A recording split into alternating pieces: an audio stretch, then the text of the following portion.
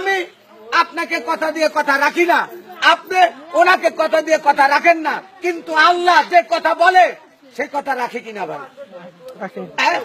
যে ব্যক্তি এতেমামের সহিত গুরুত্ব সহকারে 5 ওয়াক্ত নামাজ জামাতে বাঁধিয়া পড়িবে, আল্লাহ তাআলা তাকে 5টি জিনিস পুরস্কৃত করবে। 1 নাম্বার রিজিকের অভাব দূর করে দিবে, 2 নাম্বার কবর আযাব মাফ করে দিবে, 3 নাম্বার ডাইনাতে আমলনামা দিবে, 4 নাম্বার বিজলির আকারে ফুলসুরাতের পুল পার করে দিবে, 5 নাম্বার বিনা হিসেবে নিজ জিম্মাদারিতে আল্লাহ জান্নাতে দিয়ে দিবে।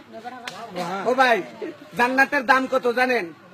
সমগ্র পৃথিবী বিক্রি করিয়া, সমস্ত হীরার খনি, সোনার খনি, তেলের খনি, ব্যাপক খনি বেচা, বিল্ডিং বাড়ি ঘর বেচা, সমস্ত টাকা জড়ো করিয়া জান্নাতে একটা খুঁটা রাখলে যতটুকু জায়গা, এই জায়গার মূল্য দিতে পারবে না।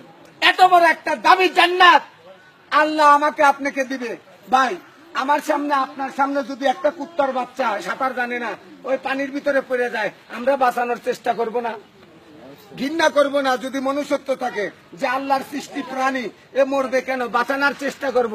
আল্লাহ এত সুন্দর করে, এত মোহাব্বত করে তার বান্দাকে বানাইছে আগুনে পোড়ানোর জন্য, কি সুখে শান্তিতে রাখার জন্য। কিন্তু এই বান্দা যদি নিজের সুখ নিজে না চায়, নিজের সুখের কাজ নিজে যদি না করে, তাহলে কারো দোষ দেওয়া যাবে না। দুনিয়ার বুকের আমি চুরি করছি, আমার শাস্তি হবে কিনা? আমি মার্ডার করছি, আমার শাস্তি হবে কিনা? হবে কিনা?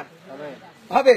হ্যাঁ, এইরকম দুনিয়াতে আল্লাহ আমাদের যে কাজের জন্য পাঠাইছে, পুরুষের দায়মি ফরজ হলো 3টা। পুরুষের দায়মি ফরজ কয়টা?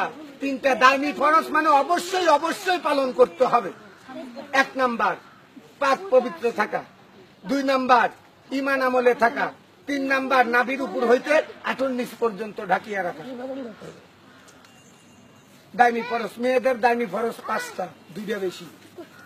পাক পবিত্র থাকা, ঈমান আমলে থাকা, মাথার চান্দি হইতে পার তালুয়া পর্যন্ত ঢাকিয়ে রাখা, তারপরে স্বামীর খেদমত করা, আর স্বামীর মালামাল হেফাজত রাখা। স্বামীর অর্ডার ছাড়া ভিক্ষা দেওয়া নিষেধ। আর এখনকার বৌজিরা তো স্বামীর জিনিসপত্র টোপলা বান্ধা মারবা।